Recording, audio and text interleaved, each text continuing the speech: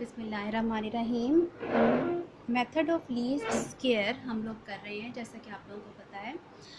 तो आज के लेक्चर में सेकेंड ईयर में आप लोगों को एक ऐसे एग्जांपल करवाऊंगी जिसमें लीनियर ट्रेंड भी फिट करना होगा, यानी कि स्ट्रेट लाइन भी फिट करनी होगी टाइम सीरीज़ पे, उस पर पैराबोलिक ट्रेंड भी फिट करना होगा, और साथ साथ हमें sum of squares of errors भी कंप्यूट करने होंगे, जिसके बाद हम लोग ये बता सकेंगे कि कौन सा ट्रेंड जो है वो बेटर फिटिंग ट्रेंड है।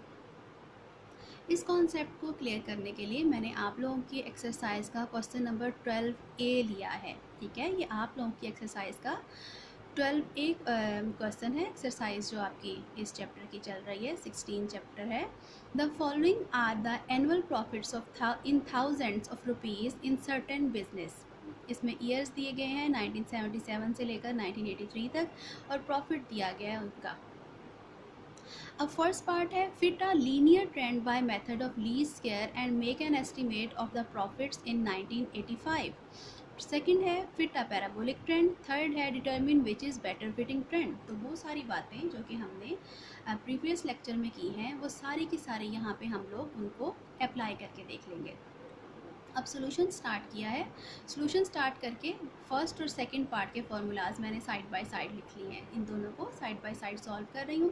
द लीनियर ट्रेंड और straight line equation is, linear trend की या स्ट्रेट लाइन की इक्वेशन हमारे पास y hat a plus b x है, जहाँ पे हमारे पास b जो है वो sum of x y over sum of x square के इक्वल है, a sum of y over n के इक्वल है।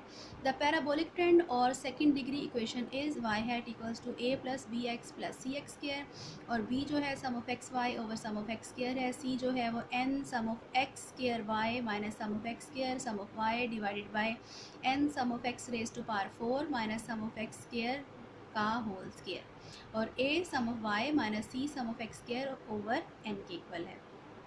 ये फार्मूलाज दोनों सिर्फ हम उसी सूरत में इस्तेमाल कर सकेंगे जबकि हम वेरिएबल की कोडिंग कर रहे होंगे।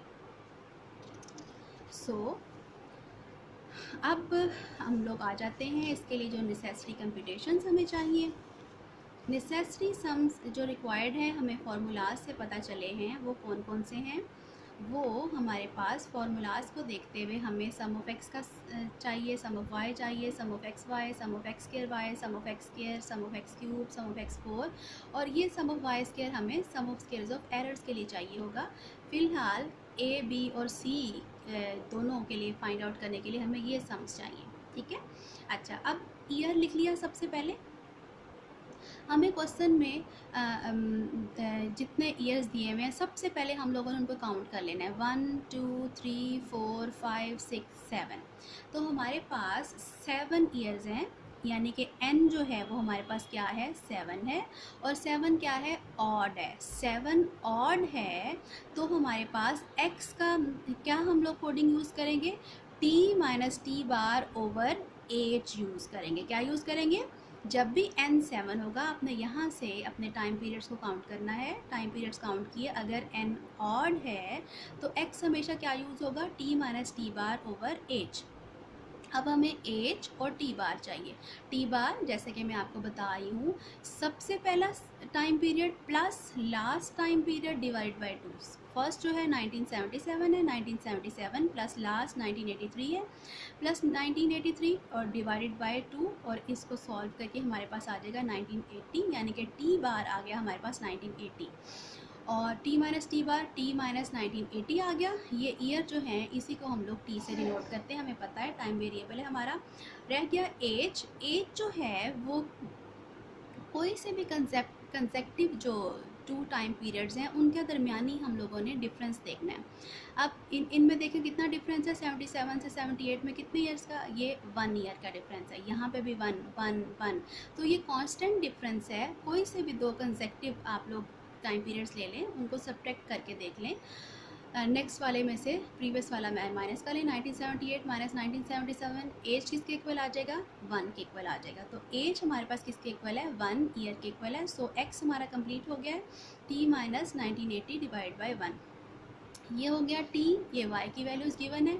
x की कोडिंग अब हम लोगों ने t minus T bar over H यानी कि t माइनस 1980 ओवर 1 के इक्वल कर ली। सो फर्स्ट जो है वो 1977 माइनस 1980 डिवाइड बाय 1 हमारे पास आ जाएगा -3। Next 1978 minus 1980 divide by 1 equals to -2, और इस तरह से ये बाकी सारी वैल्यूज़ आ जाएंगी, जिसमें से हम ये जो 1980 था उसके साथ मैंने मेंशन कर दिया है कि ये टी बार आ गया है। टी बार जहाँ पे भी होगा वहाँ पे सारी की सारी वैल्यूज़ आप लोग देखा करेंगे कि 0 के इक्वल हो जाया करेंगी इस तरह से, ठीक है।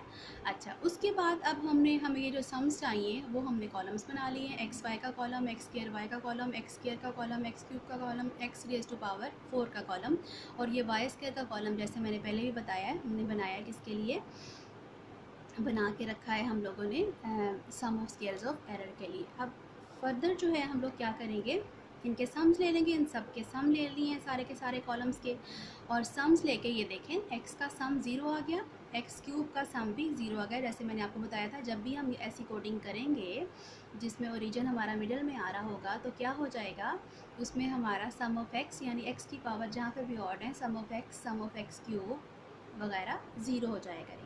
अब हम आ जाते हैं इन वैल्यूज़ को फॉर्मूला से पुट करने की तरफ। लीनियर ट्रेंड के लिए हमारे पास बी और ए के जो भी फार्मूलाज हैं, यानी sum of x y over sum of x square, यहाँ वैल्यूज़ पुट कर दी। बी आ गया 6.36। लीनियर ट्रेंड के लिए, स्ट्रेट लाइन के लिए ए आ गया sum of y over n 750 over 7 equals to 107.14। So y hat हमारे पास आ गया a plus b x 107.14 plus 6.36 x.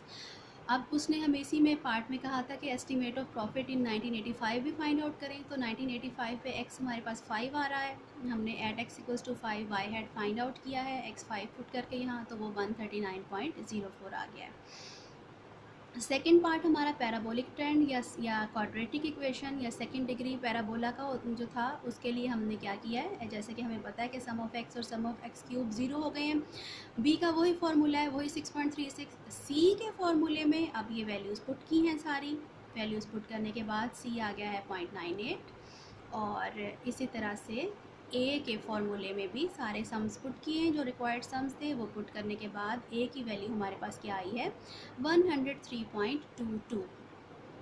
So y hat हमारे पास आ गया है 103.22 plus 6.36 x plus 0.98 x square a plus b x plus c x square. तो यहाँ पे हमारे फर्स्ट 2 पार्ट्स कंप्लीट हो गए हैं, जिसमें हम लोगों ने पैराबोलिक ट्रेंड और लीनियर इक्वेशन या स्ट्रेट लाइन इक्वेशन फिट कर दी है। अब थर्ड पार्ट था कि आप ये बताएं कि कौन सा ट्रेंड जो है वो इस डाटा के लिए बेटर फिटिंग ट्रेंड है, स्ट्रेट लाइन बेटर है या पैराबोलिक ट्रेंड बेटर है। उसके लिए हमें क्या फाइंड आउट करना है, उसके लिए हमें sum of squares of errors find out करनी है। For finding out better fitting trend we have to calculate sum of squares of errors. The trend with smaller sum of square of error will be considered better fitted trend. So sum of square of error का जैसे कि मैं formula आप लोगों को पहले ही बताई हूँ, स्ट्रेट लाइन के लिए किसके इक्वल है, sum of y square minus a sum of y minus b sum of x y. यहाँ सारी वैल्यूज़ पुट की हैं, तो हमारे पास sum of square of error 356.92 आ गया है। पैराबोला के लिए इसके फार्मूले में sum of y square minus a sum of y minus b sum of x y minus c sum of x square y, इसमें हमने पुट की हैं, तो हमारे पास sum of squares of error parabola का आ गया। तो पैराबोला का 276.56 है, जबकि स्ट्रेट लाइन का 356.92 है। तो इनमें से स्मॉलर कौन सा है, छोटा कौन सा आया हमारे पास, स्मॉलर किसकी वैल्यू है, पैराबोलिक ट्रेंड की। 276 इज स्मॉलर देन 356।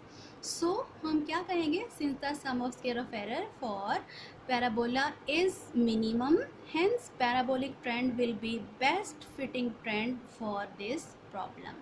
ठीक है स्टूडेंट्स, ये एक जामे क्वेश्चन था जिसमें आपका हर तरह का जो है वो हम लोगों ने लाइन भी फिट कर ली और बेटर फिटिंग ट्रेंड भी फाइंड आउट किया है। तो जब भी नंबर ऑफ़ वैल्यूज़ ऑड होगा, बिल्कुल सेम प्रोसीजर आप लोग अडॉप्ट करेंगे अपने बाकी एक्सरसाइज के क्वेश्चंस के लिए। तो नेक्स्ट लेक्चर में मैं आपको इवन नंबर ऑफ़ वैल्यूज़ वाला क्वेश्चन करवाऊँगी। तो उम्मीद है आपको आज का लेक्चर समझ आया होगा। इसकी प्रैक्टिस करें और अपने एक्सरसाइज के क्वेश्चंस करें। अल्लाह हाफिज़।